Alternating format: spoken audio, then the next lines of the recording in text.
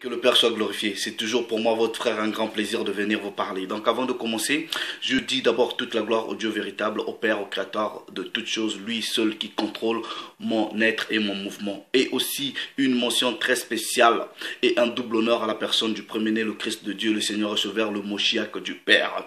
Toi aussi qui prends le temps de me suivre partout où tu es, que le Père lui-même te sanctifie, corps, âme et esprit. Comme vous pouvez voir le titre de la vidéo, oui, il déteste la vérité et préfère le mensonge. C'est pour cela, moi, votre frère, je suis encore revenu. Je suis revenu crier contre tout mensonge de Satan. Je suis venu crier contre toute usurpation. Je suis venu crier contre toute manipulation. Je suis venu crier contre toute doctrine satanique, toute aliénation. Parce qu'il est écrit dans le livre d'Ésaïe au chapitre 58. Crie à plein gosier, ne te retiens pas. Ah oui, aussi longtemps le Père est là et il nous donne le souffle de vie. Il contrôle notre être et notre mouvement. On ne va pas se retenir. On va élever la voix et on va crier. Parce qu'il nous a établis étant des sentinelles de son dépôt. Élève ta voix comme une trompette. Notre trompette, c'est la parole du Père. C'est ce dépôt que nous défendons. Et quand le dépôt est attaqué par Satan lui-même, par la tradition des hommes, nous jouons à la trompette pour alerter. Annonce à mon peuple ses iniquités et à la maison de Jacob ses péchés. Vous savez qu'il est écrit dans Proverbe 19, 2. Que le manque de connaissance n'est bon pour personne. Et le Christ, le Moshiach du Père, quand il est venu dans Jean 8, 32, il a dit, vous connaîtrez la vérité et la vérité fera de vous des hommes libres.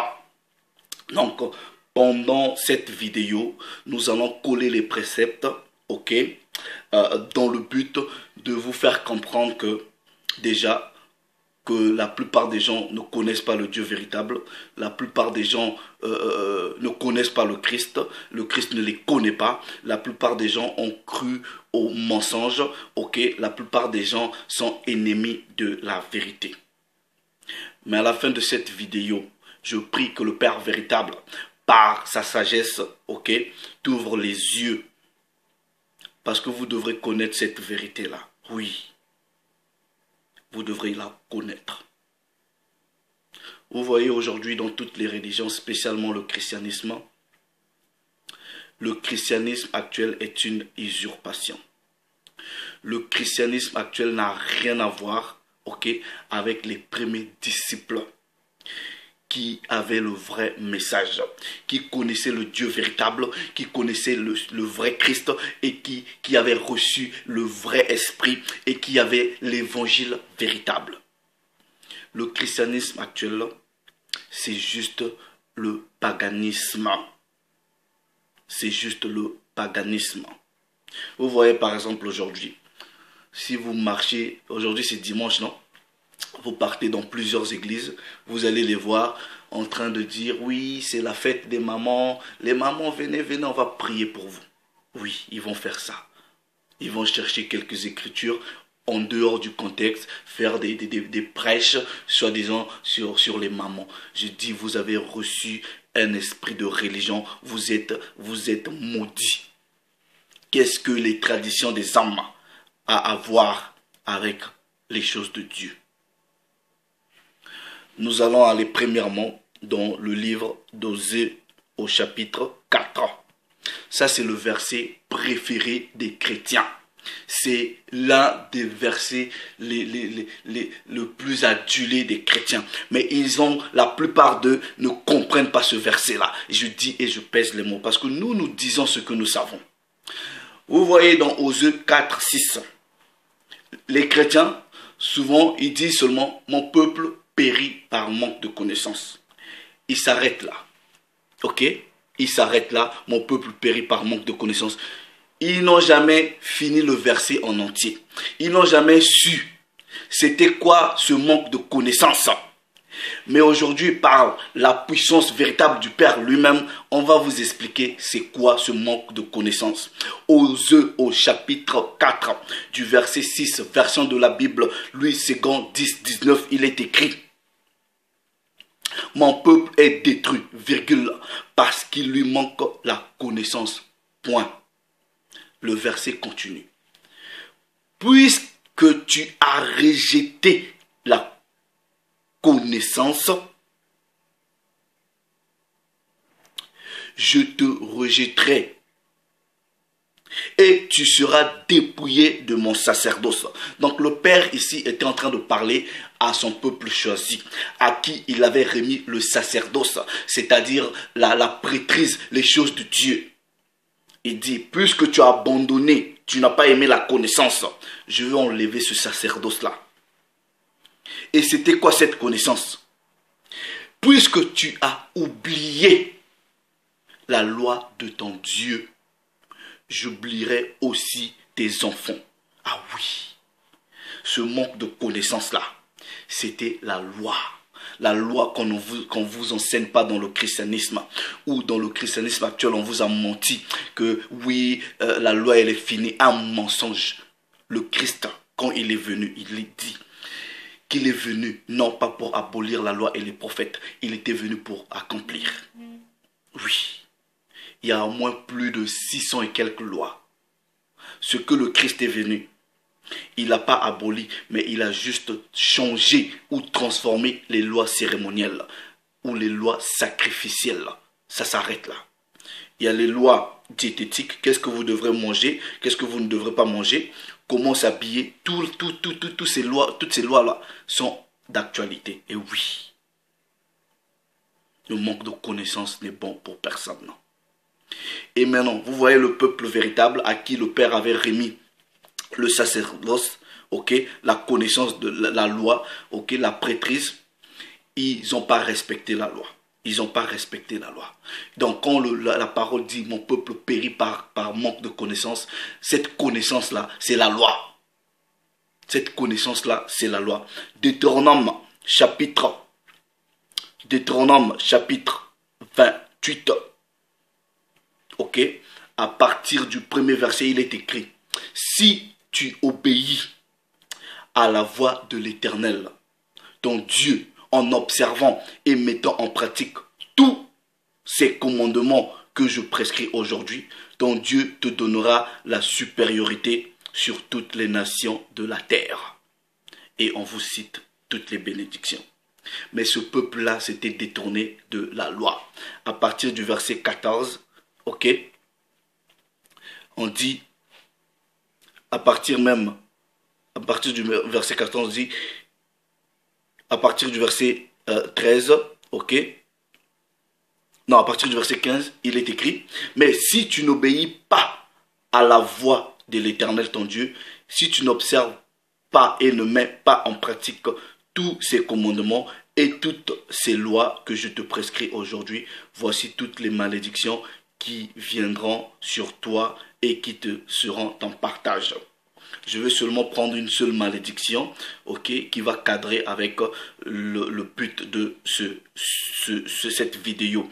Deutéronome 28. Une des malédictions, c'est que l'Éternel te frappera de délire d'aveuglement, d'égarement d'esprit. Et tu tâtonneras en plein midi comme l'aveugle dans l'obscurité. Tu n'auras point de succès dans tes entreprises. Tu seras tous les jours opprimé, dépouillé, et il n'y aura personne pour te venir à ton secours. Vous voyez, l'un des délires d'aveuglement que le Père lui-même a permis, ok, c'est ça là. Vous voyez, ça c'est votre Jésus, c'est votre Seigneur, ce fils de Néphilim, ok, ce Borgia, cette abomination. Ok, c'est lui votre Dieu apparemment. Mais la parole de Dieu vous dit que Dieu n'est pas un homme. Oui, ça c'est votre Dieu, un PD. Ok, je dis et je pèse les mots, c'est une abomination. Vous voyez, le Seigneur, ok, selon les descriptions de la Bible, c'est un homme noir. Le Christ, c'est un homme noir. Ok, il ne pouvait pas avoir ces cheveux-là. Et je vais vous expliquer l'origine même de ces choses-là. Ah oui. Quand le Christ est venu, il a dit quoi? Qu'il est le chemin, la vie et la vérité. Jean 17, 17. Ok? Sanctifie-les par ta vérité. Ta parole est vérité. C'est quoi la vérité? La vérité, c'est la personne du Christ. La vérité, c'est la loi du Père. Livre des psaumes au chapitre 119. Livre des psaumes au chapitre 119 du verset 142. Qu'est-ce qui est écrit là-bas? Ta justice est une justice éternelle et ta loi est la vérité.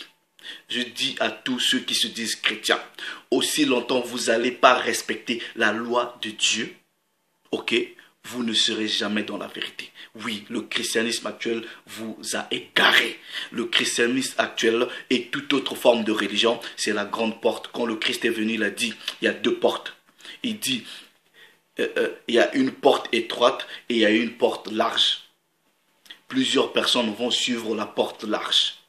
Ne pensez pas que parce que vous vous dites chrétien, vous allez à l'église le dimanche, c'est ça qui va vous sauver. Non. Mais qu'est-ce que le Christ lui-même dit par rapport à la vie éternelle? Dans Jean 17, 3, il dit ceci. Car la vie éternelle, c'est qu'ils te connaissent, toi, le véritable Dieu et unique. Et moi, le Christ que tu as envoyé. Maintenant, je te pose la question. Le Dieu que tu crois, c'est quel Dieu? Le Christ que tu crois, c'est lui? C'est lui là? Si c'est ça là, tu as connu un faux. Et je pèse les mots. Celui-là, c'est un faux. Maintenant, vous voyez, plusieurs des gens qui se disent soi-disant chrétiens, ok? Vous voyez cette Bible-là, ils ne connaissent pas. Ok? Ils ne connaissent pas. L'histoire même de leur foi, ils ne connaissent pas. Ils ne savent même pas, on est parti d'où pour arriver à cette Bible-là. Ils ne comprennent même pas pourquoi même aujourd'hui vous vous retrouvez avec 66 livres alors qu'avant il y avait plusieurs livres. Ils ne comprennent pas. On va vous prouver cela. Ok? Vous voyez, il y en a qui viendront, qui vont dire oui, bon, ces choses-là, ça compte pas, ça sert à rien. Moi, je crois seulement que Jésus, c'est mon Seigneur et Sauveur. Mais si ces choses-là ne servaient à rien, ok, pourquoi alors les Édomites, ok, se sont arrangés à vous présenter ça là, soi-disant l'image du Seigneur? Maintenant, je vous pose la question. Oh, Père, c'est parce que nous n'avons pas obéi à ta loi. Tu nous as frappés de délire d'aveuglement. Oh, ouvre-nous les yeux. Vous voyez, maintenant, scientifiquement parlant, ok, pendant quel siècle, ok, l'homme a réussi à maîtriser la technique de l'image et de la photo? Pendant quel siècle? Dites-moi, pendant quel siècle l'homme a réussi à maîtriser la photo? Pendant quel siècle? Faites les recherches scientifiques. Vous verrez dans les grands musées des Édomites, des hommes blancs ici, ok, les œuvres d'art anciennes du 1er siècle jusqu'à peut-être avant le 14e, 15e, 16e siècle, toutes les images du Christ, des apôtres, c'était des hommes noirs. Et oui, c'était des hommes noirs. Ça n'a jamais été des hommes blancs. Ça, vous pouvez faire les recherches. C'est à partir de la période de la Renaissance, ok, qui vous ont tout changé, donné un faux Christ, ok, blanc, aux yeux bleus, un PD comme ça, toujours bien, la barbe bien, avec des longs cheveux, toujours avec le même boubou et avec les mêmes sandales. Oui, c'est à l'époque de la Renaissance. Ok, qu'est-ce qui s'est passé? Vous voyez les peintres comme les Léonard de Vinci et les Michelangelo. Ok, c'est eux là qui ont peint cette image-là. L'image de Sergio Borgia. Ok, voilà. Son père était, soi-disant, pape. Ok? Et ça, on va vous lire dans les Écritures. C'est pour cela, ils se sont arrangés à vous priver de certains livres. Nous allons dans le livre de la sagesse, ok? Les catholiques, ils ont le livre, mais ils vous ont interdit. Les protestants, ok? Ça, c'est la tradition écuménique de la Bible. Livre de la sagesse au chapitre 14. Ok? Au chapitre 14, je lis à partir du verset 15. Affligé par un deuil prématuré. Ok? Un père a fait exécuter une image de son enfant enlevée à l'improviste. Quand vous lisez l'histoire de la famille Borgia, ok? Celui qui devrait succéder au trône après Federico Borgia, c'est-à-dire le père, c'était le frère. Vous voyez votre Jésus là, il a tué son frère. Il a tué. Il a commis des homicides. Et toutes ces choses-là ont été prophétisées, écrites dans la Bible. Ils se sont arrangés à vous enlever ces choses-là. Donc le père de Borgia, tellement qu'il était affligé, il a appelé Léonard de Vinci, il a appelé les Michelangelo. Il leur a demandé de faire un portrait du fils qui venait de mourir. Ok? Voilà. Donc continue. Quand vous lisez bien les histoires de Borgia, vous prenez les préceptes du livre de la sagesse, vous allez tout comprendre. Voilà. Et à ce qui n'était plus qu'un cadavre d'homme, il rend maintenant des honneurs comme un dieu et transmet aux siens des mystères et des rites. Donc à partir de la mort du fils de Federico Borgia, ce soi-disant pape-là, ok, a commencé à prendre les idoles et à les instituer comme étant des rites pour que les gens glorifient. Et comprenez qu'à cette époque, ce pape-là représentait plus ou moins un roi. Donc il avait un royaume et le peuple israélite était sous la domination romaine et la captivité grecque aussi. Ok? Puis fortifié par le temps, cette coutume, ok, cette coutume impie fut observée comme une loi. Voilà.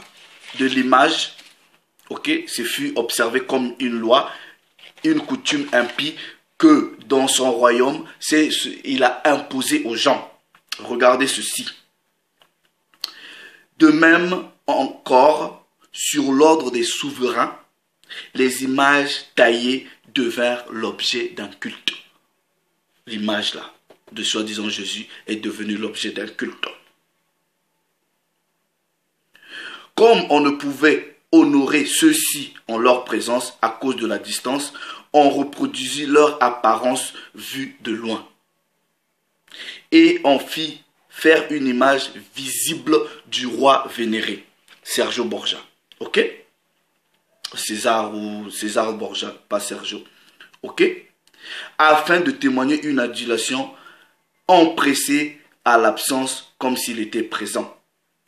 Même chez eux qui ne le connaissaient pas, l'extension du culte fut stimulée par l'ambition de l'artiste. Ok? Les artistes, on les a mis en compétition. Michelangelo et Léonard de Vinci. On leur a dit, bon, faites un tableau. Et à partir d'aujourd'hui, celui qui va gagner le prix du plus beau tableau, ok, je vais l'élever dans la dignité. Et c'est ce que ça s'est passé. Étudiez bien la Renaissance, vous allez comprendre cela. Ok? Celui-ci, voulant sans doute plaire au souverain, donc l'un des artistes, força son art pour faire plus beau que ressemblant. Alors la foule fut séduite par le charme de l'œuvre. Et cet homme auquel naguère on rendait les honneurs devint un objet d'adoration. Un homme, il est devenu l'objet d'adoration. Ainsi, la vie humaine se laissa prendre au piège lorsque les hommes victimes du malheur et du pouvoir attribuèrent à la pierre et au bois le nom incommunicable. Vous voyez, le nom incommunicable, c'est le nom de Dieu. Donc, vous avez fait de celui-là, Borja, un Dieu dans votre christianisme. C'est lui que vous adorez, vous avez des images à la maison. Maintenant, regardez ce que la parole dit. Livre des Romains, ok? Livre des Romains au chapitre 1er, à partir du verset, livre de Romains, à partir du verset, je lis à partir du verset 18. La colère de Dieu se révèle du ciel contre toute impunité et contre toute injustice des hommes qui retiennent injustement la vérité captive. Qui sont ces hommes qui retiennent la vérité captive? Ce sont les religieux. Ok? Et dans le livre de Luc, on vous a dit quoi? Luc, je pense, 11 à partir du verset 52. Malheur aux scribes et aux docteurs de la loi, vous à qui la clé de la connaissance était donnée. Pour que vous donniez cette connaissance-là, vous n'êtes pas rentré vous-même dans la porte, c'est-à-dire par le Christ qui donne la connaissance. Et vous avez empêché ceux qui voulaient rentrer dans cette porte-là, la porte étroite, qui voulaient suivre le Christ, vous leur avez empêché. Parce que vous-même, les religieux, vous n'êtes pas rentré dans cette porte, vous n'avez pas connu le Christ. Et Satan vous a inspiré de fabriquer les religions pour que vous empêchiez, ok, les gens de bonne foi de connaître le véritable Christ. Regardez, verset 19, car ce qu'on peut connaître de Dieu est manifeste pour eux, Dieu le leur ayant fait connaître. En effet, les perfections invisibles de Dieu, sa puissance éternelle et sa divinité se voient comme, excusez-moi, à l'œil depuis la création du monde quand on les considère dans ses ouvrages. Ils sont donc inexcusables, puisque ayant connu Dieu, ils ne l'ont point glorifié comme Dieu et ne lui ont point rendu grâce. Mais ils se sont égarés dans leurs pensées et leur cœur sans intelligence a été plongé dans les ténèbres. Se vantant d'être sages, ils sont devenus fous. Ils ont échangé la gloire du Dieu véritable. Oh, ils ont échangé la gloire du Dieu incorruptible en image représentant un homme corruptible, des oiseaux, des quadrupes et des reptiles. C'est pourquoi Dieu les a livrés à l'impureté selon les convoitises de leur cœur, en sorte qu'ils déshonorent eux-mêmes leur propre corps. Là, on fait allusion au Borja, okay, à ces Italiens, à ces Édomites. Vous voyez, dans leur famille, ok, ils ont connu des histoires d'inceste, de trahison, voilà, ils couchaient entre frères et sœurs, des choses comme ça. Ils ont fait quoi? Eux qui ont changé la vérité de Dieu en un mensonge et qui ont adoré et servi la créature au lieu du Créateur. Vous avez changé la gloire de Dieu incorruptible en image représentant un homme corruptible. Et vous avez fait de ce Borja-là, soi-disant votre Dieu. Mais la parole de Dieu vous dit quoi? Dieu n'est pas un homme. Voilà, c'est lui que vous adorez. Jésus, Jésus, Jésus. Maintenant, je te pose la question. Parce que le Christ dit dans Jean 17, 3, or la vie éternelle, c'est qu'ils te connaissent, toi, l'unique et véritable Dieu, et moi, que tu as envoyé. Quel est le Christ que tu connais? Vous voyez, toutes ces choses-là, c'est l'illusion de Satan. Nous vivons dans l'illusion de Satan. Apocalypse chapitre 12, ok, au verset 9, qu'est-ce qu'il est écrit? Et il fut précipité, le dragon, le serpent ancien, appelé le diable et Satan, celui qui séduit toute la terre. Oui, les religions sont la séduction, sont le vin de la prostituée, sont la séduction de Satan. Je veux que tu prennes un instant. Tu ne peux pas me dire Que oui, mais bon, j'ai pas ces images-là. Ça sert à rien. Mais quand déjà dans ta tête, tu portes une image qui est ancrée dans ta tête en pensant que celui-là c'est le Seigneur et Sauveur, un homme blanc, tu n'as pas connu le véritable Christ. Lisez les prophéties de Daniel, Daniel chapitre 7 et Apocalypse chapitre 1er. Lisez les manuels de l'histoire, lisez la Bible. Les Juifs étaient des hommes noirs, le Christ était un homme noir. Maintenant, quel est le Christ que tu connais? Quel est celui que tu appelles le Seigneur et Sauveur? Est-ce qu'il est vraiment dans ta vie? Est-ce que tu l'aimes vraiment? Parce que quand il est venu, il a dit, si vous m'aimez, obéissez à ma parole. Obéissez à mes commandements. Mais la parole que je vous enseigne, les commandements dont je vous parle, elles ne viennent pas de moi, je les ai reçus de la part de mon Père. Tu ne peux pas me dire que tu aimes Dieu si tu ne respectes pas sa loi. Tu ne peux pas me dire que tu aimes le Christ, le véritable Christ, si tu crois toujours à ces images de mensonges. C'est pour cela que nous venons, nous crions, nous disons, seule la vérité de la Bible compte. Oui, vous détestez la vérité, vous aimez le mensonge. Je prie que le Dieu véritable te fasse connaître la vérité. Qu'il enlève en toi toutes ces images de mensonges, toutes ces fausses doctrines que tu as reçues dans le christianisme. Mon frère, je t'encourage ici, ma soeur aussi. Prends le temps de t'affermir dans la connaissance de la parole de Dieu, dans la recherche des Écritures, dans la prière. Parce que les choses qui sont cachées appartiennent à Dieu lui seul. Pose-toi la question.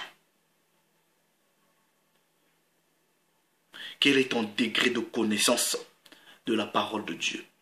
Quelle est ta relation avec la parole de Dieu? Est-ce que tu crois à la tradition des hommes ou à ce que la parole de Dieu vous enseigne? Je dis, le christianisme actuel est un égarement. Et je pèse les mots. Le christianisme actuel, c'est un égarement. C'est la porte large. Quittez ces choses-là. Suivez le Christ lui seul. Quittez toute forme de pensée religieuse. Suivez le Christ seul. Car c'est lui qui est la seule et unique parole de Dieu. Père, je remets ton peuple qui vient de me coûter entre tes mains. Oui. Une seule chose que je te demande pour eux, c'est que tu les sanctifies par ta parole. Et ta parole est vérité. Et ta vérité, c'est ta loi. Apprends à ton peuple à respecter ta loi. Car ta loi est vérité. C'est en cela que tu te glorifies. C'est en cela aussi que tu élèves ton peuple. C'est en cela aussi que tu lui donnes la supériorité. Oui, nous avons perdu notre gloire parce que nous avons suivi d'autres dieux, les dieux du bois et de la pierre, les dieux que nos grands-parents n'ont jamais connus. Mais nous revenons vers toi, car tout ce qui arrive maintenant a été prophétisé. Oui, j'ai ainsi élevé ma voix au nom de ta parole vivante, la personne du Christ, le Seigneur et Sauveur. Que ton nom soit glorifié. Salut les amis.